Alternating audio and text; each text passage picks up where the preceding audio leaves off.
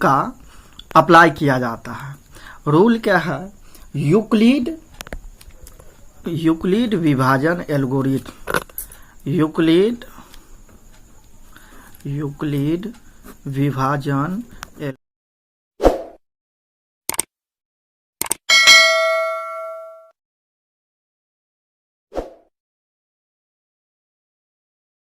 Algorithm, Euclid विभाजन algorithm,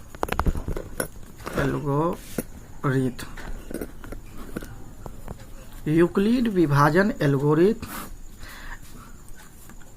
एक rule है। क्या है? रूल है। अब यूक्लिड एक गणितज्ञ का नाम है। किसका नाम है? यूक्लिड एक गणितज्ञ का नाम है जो यूनान देश का है, इसीलिए इसको यूनानी गणितज्ञ कहा गया है। ये कौन सा देश का है? यूनान देश का है, इसलिए इसे यूनानी गणितज्ञ कहा गया यूक्लिड को। यूक्लिड का दूसरा नाम है उक्लैदिस, इसका दूसरा नाम है उक्लैदिस। इसका दूसरा यूक्लिड का दूसरा नाम है उक्लैदिस। यूक्लिड का दूसरा नाम है उक्लैदिस। ये कहाँ का वैज्ञानिक है? यूनान का है। यूनान का एक गणितज्ञ है। क्या है? गणितज्ञ है। यूक्लिड किसका नाम है? एक गणितज्ञ का नाम है जो यूनान का है, इसे यूनानी गणितज्ञ कहा गया है। क्या कहा गया है? यूनानी गणितज्ञ कहा गया है। इसे ज्यामिति का जनक कहा जाता है। इसे क्या कहा जाता है? इसे ज्यामिति का जनक कहा जाता है। ज्यामिति का जनक कहा जाता है। जनक कहा जाता है।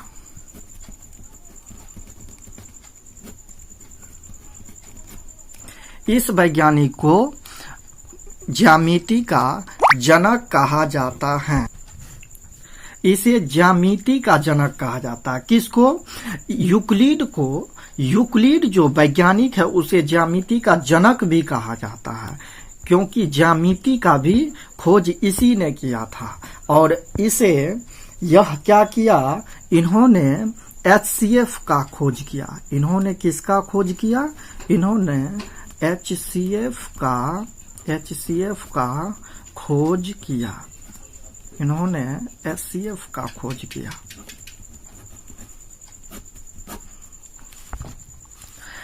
इन्होंने HCF का खोज किया। किसने HCF का खोज किया? यूनानी गणितज्ञ यूक्लिड, जिसका दूसरा नाम उक्लैदिस है।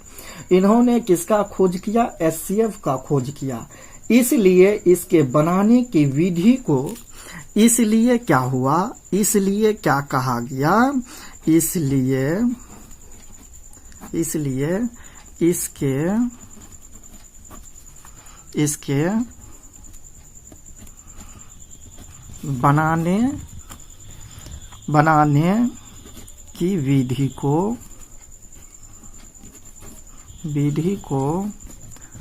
बनाने की विधि को यूक्लिड विभाजन एल्गोरिथम कहा गया।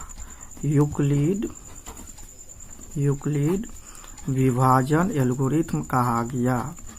विभाजन एल्गोरिथम कहा गया। एल्गोरिथम कहा गया।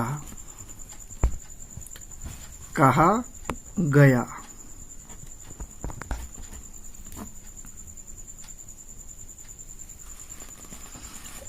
कहा गया। यूक्लिड ने किसका खोज किया? यूक्लिड ने HCF का खोज किया। यूक्लिड ने किसका खोज किया? HCF का। अब HCF का फुल फॉर्म क्या होता है लिखने जा रहे हैं।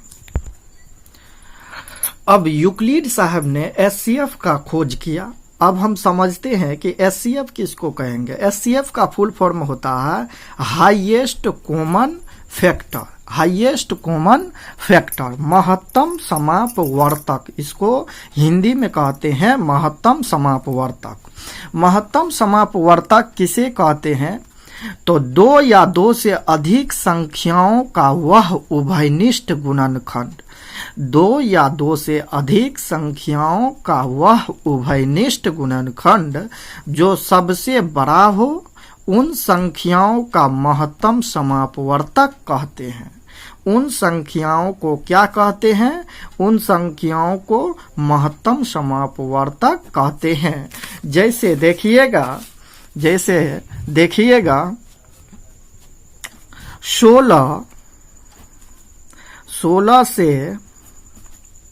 16 से 40 में भाग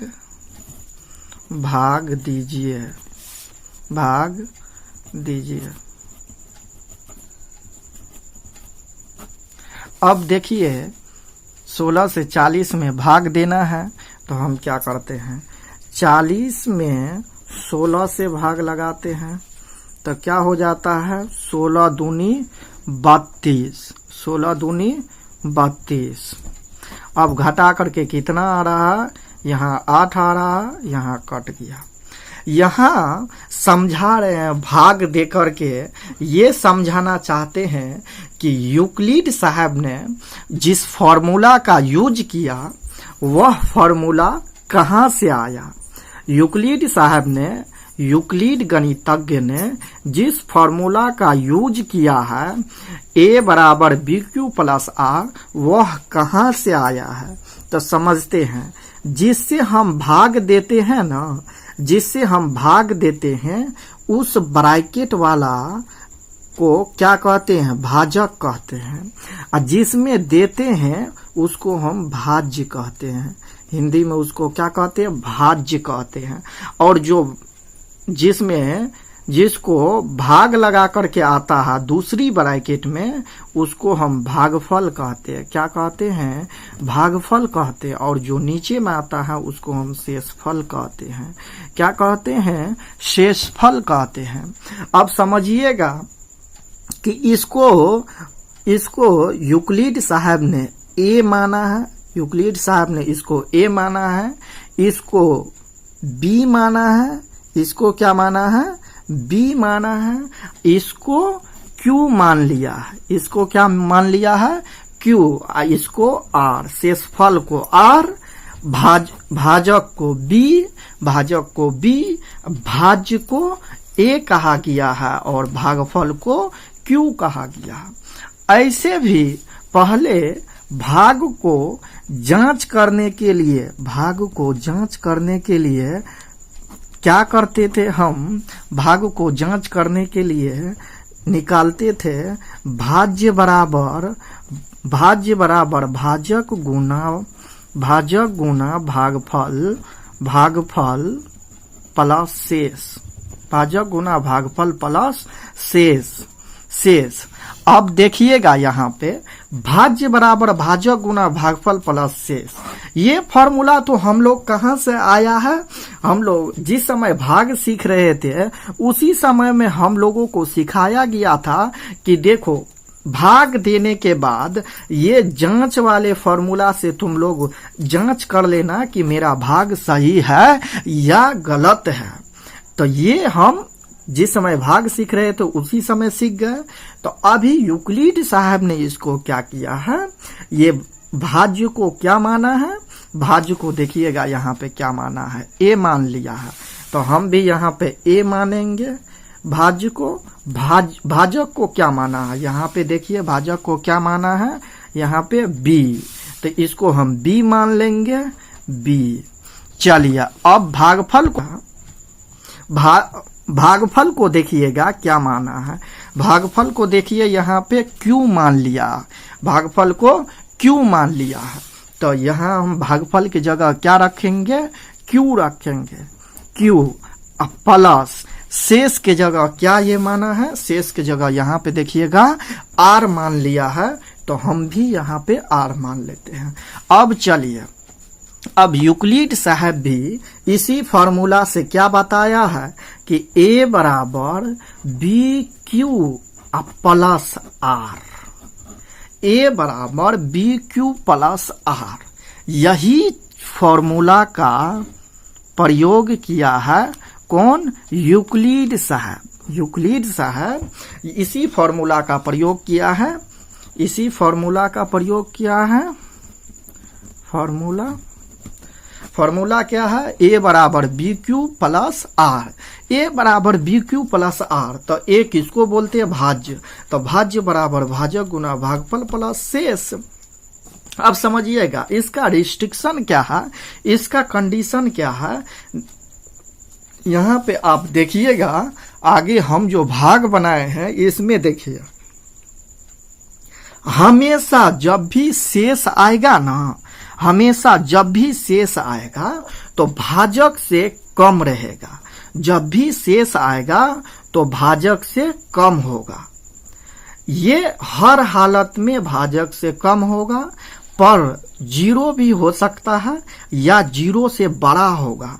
तो जीरो से बड़ा होगा तो क्या 16 से भी बड़ा हो सकता? नहीं, न तो 16 के बराबर हो सकता है, 16 के बराबर नहीं हो सकता, 15 हो सकता। यहाँ 16 है तो 15 हो सकता है, पर 16 से कम रहेगा। जीरो भी हो सकता है, जीरो के बराबर, जीरो से बड़ा भी हो सकता है और 16 से कम होगा। तो कहने का मतलब हो गया भाजक से हमेशा शेषफल क्या होता है? छोटा होता है। तो यहाँ कंडीशन में देंगे कि शेषफल जो होता है, r जो होता है हमेशा किससे? r जो होता है हमेशा b से क्या होता है? b से छोटा होता है। पर जीरो से क्या होता है? जीरो से बड़ा होता है r का मान, और बराबर भी होता है। यही यूक्लिड साहब का कंडीशन है, यही क्या है? कंडीशन है। r का मान यानी शेष का मान भाजक से क्या होगा? छोटा होगा, और शेष का मान जीरो से बड़ा भी होगा, जीरो के बराबर भी होगा। यही इसका कंडीशन है। अब समझते हैं आगे, आगे समझ रहे हैं। अभी जो हम कंडीशन पढ़े हैं उसके हिसाब से यूक्लिड विभाजन एल्गोरिथम में इसी फॉर्मूला का यूज हुआ। कौन सा फॉर्मूला का यूज हुआ है? तो आगे देखते हैं।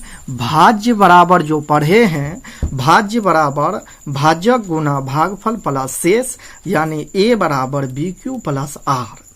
इसमें कंडीशन है r का मान b से हमेशा छोटा होगा, जीरो के बराबर भी हो सकता और जीरो से बड़ा भी हो सकता है।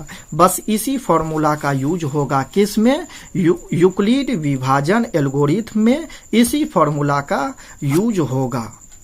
ठीक है, अब समझिएगा इस पे।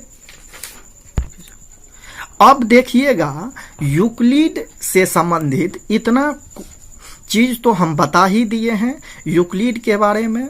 अब क्वेश्चन पूछेगा 1 नंबर में, यानी ऑब्जेक्टिव क्वेश्चन पूछेगा कि यूक्लिड विभाजन एल्गोरिथम दो धनात्मक पूर्णांकों के निम्न में किसे परिकलित करने का तकनीक है।